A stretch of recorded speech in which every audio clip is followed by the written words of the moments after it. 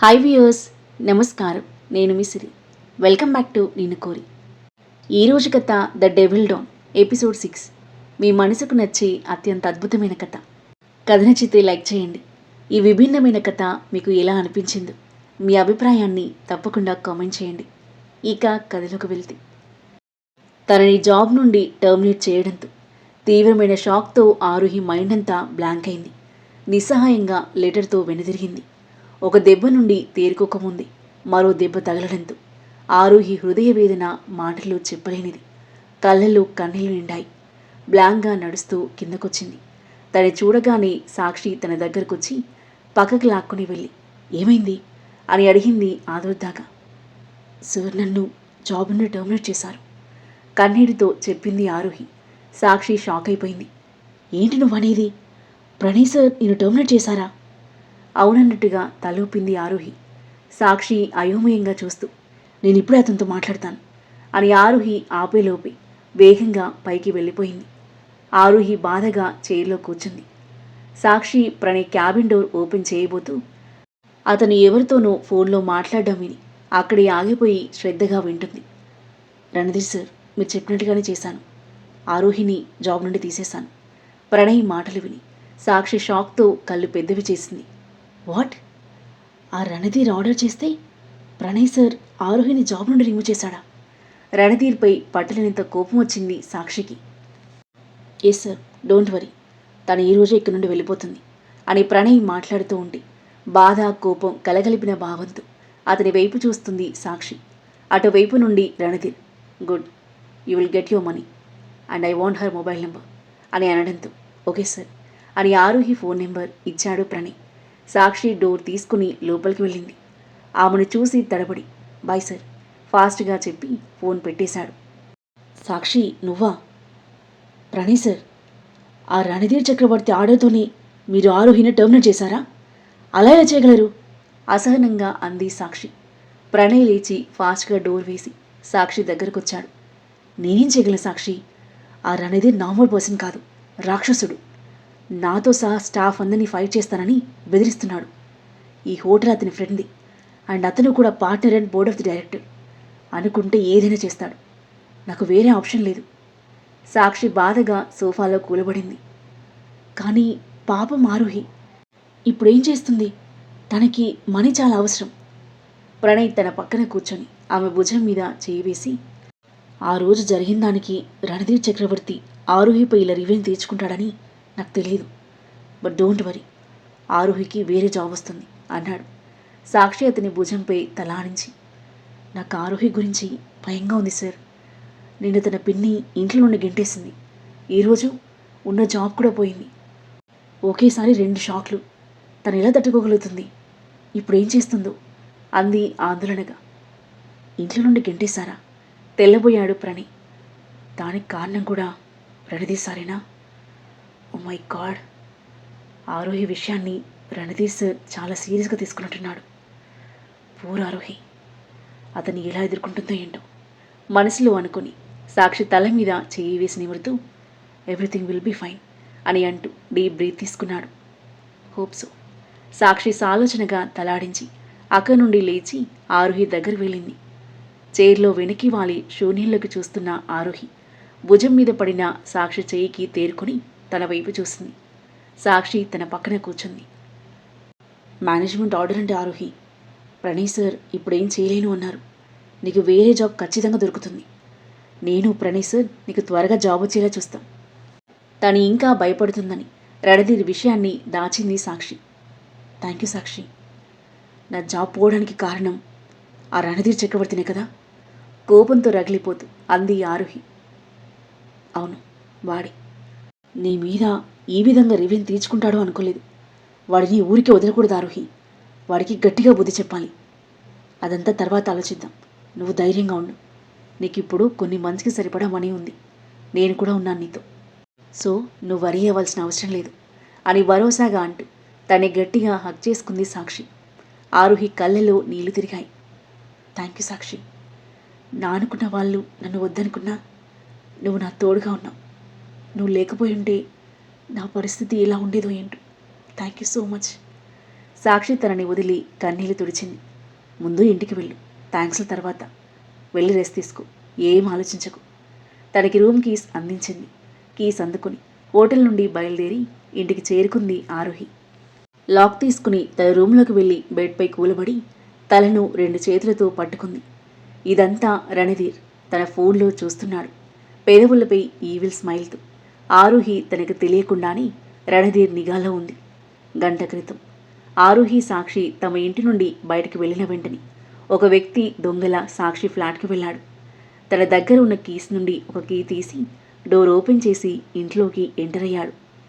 ఇల్లంతా ఒకసారి చూసి కిచెన్లో, హాల్లో, బాల్కనీలో మైక్రో కెమెరాలను అమర్చి 2 రూమ్లను ఒకసారి చూసి ఫోన్ తీసుకుని కాల్ చేశాడు. Hello sir. అవతలి వైపు కాల్లో ఉంది మరెవరో కాదు, Randhir Chakravarthy. Is it done? లేదు సార్, 2 రూమ్స్లో మేడం గారి రూమ్ ఏదో తెలియట్లేదు సార్. రణధీర్ అసహనంగా పళ్ళు బిగించి, యూ ఫూల్, రూమ్లో ఉన్న థింగ్స్ని బట్టి ఐడెంటిఫై చేయొచ్చు. ఆరుహి రూమ్లో ఎక్కువ థింగ్స్ ఉండవు, నిన్ననే వెళ్ళింది కాబట్టి. ఆయన తనకి సంబంధించిన వస్తువులు ఏ రూమ్లో ఉన్నాయో అదే తన రూమ్. కాలేజ్ బ్యాగ్ ఆర్ ఇంకా ఏదైనా ఉండుంటాయి, go and check. Okay sir. వెంటనే పరిగెత్తి తక్కువ వస్తువులతో ఉన్న రూమ్లోకి వెళ్ళి అక్కడ కనిపించిన కాలేజ్ బ్యాగ్ ఓపెన్ చేసి చూశాడు. ఆరుహి ఐడి కార్డ్తో పాటు బుక్స్ మీద తన పేరు ఉండడం చూసి అది తన రూమ్ అని ఫిక్స్ అయిపోయి దాంట్లో సీక్రెట్ కెమెరా ఫిక్స్ చేశాడు అతను. సాక్షి రూమ్, వాష్రూమ్స్ తప్ప మిగతా ఇల్లంతా కవర్ అయ్యేలా కెమెరాలు ఫిక్స్ చేసి రణధీర్కి కాల్ చేశాడు. డన్ సార్, మీరు ఒకసారి చెక్ చేయండి. ఫోన్ హోల్లో పెట్టి చెక్ చేశాడు రణధీర్. సాక్షి ఫ్లాట్ కనిపించింది. రణధీర్ మొహంలో చిరునవ్వు చేరింది.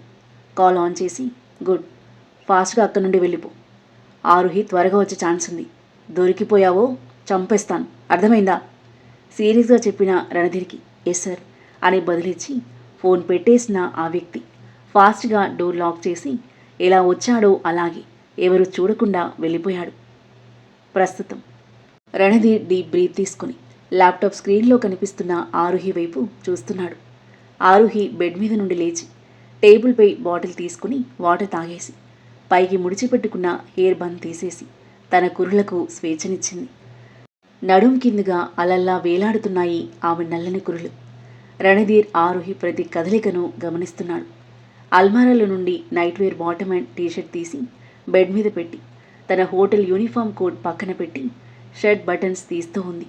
ఆ దృశ్యాన్ని చూస్తున్న రణధీర్ గుండె ఉన్నట్టుండి వేగం అందుకుంది.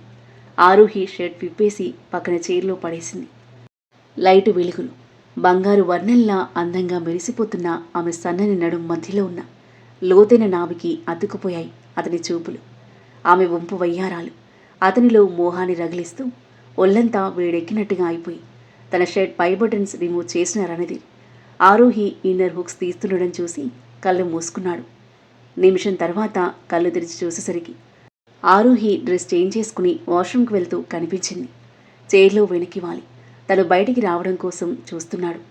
కాసేపటికి ఫేస్ వాష్ చేసుకుని వచ్చి చైర్లో కూర్చుంది ఆరుహి. తనని రెప్పవేయడం మర్చి చూస్తూ ఉండిపోయిన రణధీర్ కాసేపటికి తేరుకొని ఫోన్ తీసుకుని తన నెంబర్కి కాల్ చేశాడు. ఆరుహి ఫోన్ తీసుకుని చూసి ఇదేవర్ నెంబర్ అని అనుకుంటూ కాల్ లిఫ్ట్ చేసింది. హలో అంది స్క్రీన్లో ఆరుహి వైపు చూస్తూ. ఆరుహి అన్నాడు రణధీర్. అతని వాయిస్ విని ఒక్క క్షణం షాక్ అయిపోయిన ఆరుహి ఎవరు అని అడిగింది తడబడుతూ. రణధీర్ చక్రవర్తి. ఆరుహి కళ్ళు పెద్దవయ్యాయి. వెంటనే ఫోన్ కట్ చేసింది. రణధీర్ మళ్ళీ కాల్ చేశాడు. కానీ ఆరుహి అతని కాల్కి సమాధానం చెప్పలేనంత భయంగా ఉంది. ఫోన్ వైపే కళ్ళు తేలేసి భయంగా చూస్తుంది. రణధీర్ కోపంగా చూస్తూ మెసేజ్ సెండ్ చేశాడు.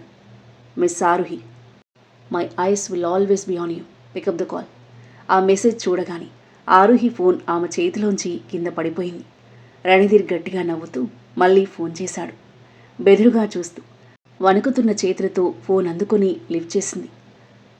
వైట్ అండ్ పింక్ నైట్ డ్రెస్లో చాలా హాట్గా ఉన్నావు. అతని మాటలకు షాక్ అవుతూ తనని తాను చూసుకున్న ఆరుహి భయంతో వణికిపోతూ చుట్టూ చూసింది. ఎక్కడి నుండైనా చూస్తున్నాడేమో అని. స్క్రీన్లో ఆరుహిని చూసి తనలో తాను నవ్వుకుంటూ, hey don't panic, I was just kidding. నేను ఎక్కడో దూరంగా ఉన్నాను, నిన్నెలా గమనిస్తూ ఉండగలను? అండ్ నువ్వు సైలెంట్గా ఉన్నావంటే నిజంగానే నువ్వు వైట్ అండ్ పింక్ డ్రెస్లో ఉన్నావా? పర్ఫెక్ట్గా గెస్ చేశాను కదా అన్నాడు. అసలు నీకు ఏం కావాలి? వణుకుతున్న స్వరంతో అడిగింది ఆరుహి. నేను నీ నుండి ఏం కోరుకున్నానో మన ఫస్ట్ మీటింగ్లోనే చెప్పాను, బట్ నువ్వు రిజెక్ట్ చేసావు. సో నౌ నువ్వు బాధపడ్డా నేను చూడాలనుకుంటున్నాను. Randhir, stop this nonsense. Hey, నా పేరు నీ నోటి నుండి వింటుంటే చాలా బాగుంది. Call me one more time, intense వాయిస్తో అన్నాడు. షటప్! ఫ్రస్ట్రేషన్తో గట్టిగా అరిచింది ఆరుహి. ఆరుహి బేబీ, అరవడం నీకు అస్సలు మంచిది కాదు. It's my work, be careful. ఒక్కసారిగా అతని మొహం కోపంగా మారిపోయింది. నువ్వు మళ్ళీ నా మీద అరవడానికి ప్రయత్నిస్తే నీ ఆత్మ కూడా వణికిపోయేలా చేస్తాను, అండర్స్టాండ్? గట్టిగా అరిచాడు రణధీర్. చెవుల్లో మార్మోగిన అతని అరుపు విని ఆరుహి వెన్నులో వణుకు పుట్టింది. రణధీర్ తన మొహాన్ని స్క్రీన్లో చూస్తూ, అంత భయపడకు, నేనేం చేయను. ఈ రణధీర్ చక్రవర్తి నిన్ను ఇష్టపడడం నీ అదృష్టం. బట్ నువ్వు నన్ను రిజెక్ట్ చేసావు, హర్ట్ చేసావు. అది నా ఈగోని హర్ట్ చేసింది. అండ్ రణధీర్ చక్రవర్తి తన అహాన్ని దెబ్బతీసిన వాళ్ళని అస్సలు వదలడు. నిన్ను హింసించి నీకు నువ్వుగా నా దగ్గరకు వచ్చేలా చేయకపోతే నా పేరు రణధీర్ చక్రవర్తి కాదు. ఫోన్ కట్ చేసి బెడ్ మీదకి విసిరేసి స్క్రీన్పై ఉన్న ఆరుహి వైపు చూశాడు. భయంతో అలాగే స్తంభించిపోయింది. అతి త్వరలోనే నువ్వు నా దానివోతావు ఆరుహి అని అనుకుంటూ ఈవిల్ స్మైల్ ఇచ్చాడు రణధీర్. ఆరుహి మైండ్ అంతా గందరగోళంగా మారి పిచ్చి పట్టినట్టుగా ఉంది. జరిగిన సంఘటనల తాలూకు బాధ, తర్వాత ఏం జరుగుతుందో అన్న ఆందోళన, భయంతో ఆలోచనల సునామీ ఆమెను ముంచేస్తుంటే బ్లాంక్గా బెడ్పై పడుకుని సీలింగ్ వైపు చూస్తూ ఉంది. రణధీర్ ఫ్రెష్ అప్ అయి డ్రెస్ చేంజ్ చేసుకుని బెడ్పై వాలిపోయాడు. అప్పటికే నిద్రలోకి వెళ్ళిపోయింది ఆరుహి. దాన్ని చూస్తూనే నిద్రలోకి జారుకున్నాడు రణధీర్. మరుసటి రోజు ఉదయం నిద్ర లేచిన వెంటనే స్క్రీన్ వైపు చూశాడు రణధీర్. ఆరుహి ఇంకా పడుకునే ఉంది. తన్ని చూస్తూ, గుడ్ మార్నింగ్. యూనో, నీ వల్ల ఈరోజు నాకు పీస్ఫుల్గా నిద్ర పట్టింది అని అంటూ లేచి బాత్ చేయడానికి వాష్రూమ్కి వెళ్ళాడు. అతను బాత్ చేసి వచ్చేసరికి ఆరుహి నిద్ర లేచింది. సాక్షి కూడా డ్యూటీ నుండి వచ్చేసింది. Good morning Aaruhi. Bad morning. డల్గా అంటున్న ఆరుహి పక్కన కూర్చొని, మళ్ళీ ఏమైంది అని అడిగింది.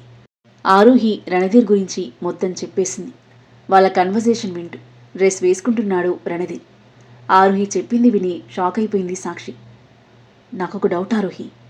ఏంటి? ఆ రణధీర్ నిన్ను ప్రేమిస్తున్నాడు అనిపిస్తుంది. సాక్షి మాటలు విని తల తిప్పి స్క్రీన్ వైపు చూశాడు రణధీర్. ఆ తరువాత ఏం జరగబోతుంది? సాక్షి మాటలకు ఆరుహి ఎలా రెస్పాండ్ అవుతుంది?